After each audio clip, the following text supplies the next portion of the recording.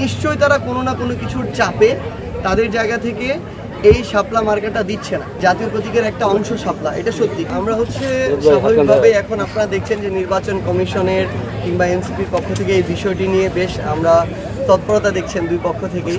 আমরা যখন আমাদের নিবন্ধনের জন্য আবেদন করি, আমরা তো সকল আইন কানুন যাচাই বাছাই করে আবেদন করেছি।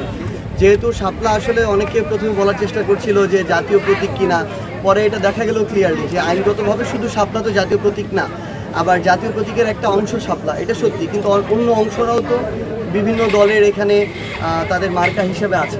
আবার আপনারা যদি দেখেন যে অনেকে বলার চেষ্টা করছেন এটা তো জাতীয় ফুল, কিন্তু জাতীয় ফলও মার্কা আছে। তো আমরা সকল আইনগত বিবেচনা শেষ করেই আমরা ওটা চেয়েছি। এখন আমাদের কাছে যেটা মনে হচ্ছে যে তারা সর্বশেষ যে কথাটা বলেছে যে তারা এটা দিবে না, কিন্তু এটার কারণ তারা ব্যাখ্যা করবে না। আসলে তাদের কাছে কারণ নাই, যৌক্তিক আইনগত কোনো কারণ নাই দেখেই তারা ব্যাখ্যা করতে পারছে না।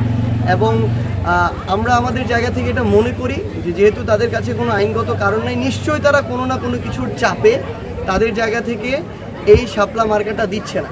এবং এই অভ্যুত্থান পরবর্তী বাংলাদেশে নির্বাচন কমিশনের মতো একটা স্বাধীন প্রতিষ্ঠান যদি চাপের কাছে একটা মার্কা দেওয়া নিয়ে পরাজিত হয়, তাহলে নির্বাচনে তাদের কাছে All Time Roma. Taste it, love it. স্বচ্ছতা কিংবা তাদের থেকে আমরা যে নিরপেক্ষতা প্রত্যাশা করি, আমরা মনে করি যে সেটা নির্বাচন শুরুর আগেই প্রশ্নবিদ্ধ হয়ে যাচ্ছে। সেই জায়গা থেকে আমরা আহ্বান করব এবং আমরা নতুন করে আমাদের জায়গা থেকে আবেদন করেছি। আবার তারা বলল যে তারা এই মার্কাটা তাদের লিস্টে নেই, তো এটা লিস্টে ইনক্লুড করার দায়িত্ব তো তাদের। আমরা আজকে থেকে কয়েক মাস আগে এই নিবন্ধনের আবেদন করেছি, তখনই তারা ইনক্লুড করতো। তারপর আমরা নতুন করে ইনক্লুড করার আবেদন দিয়েছি।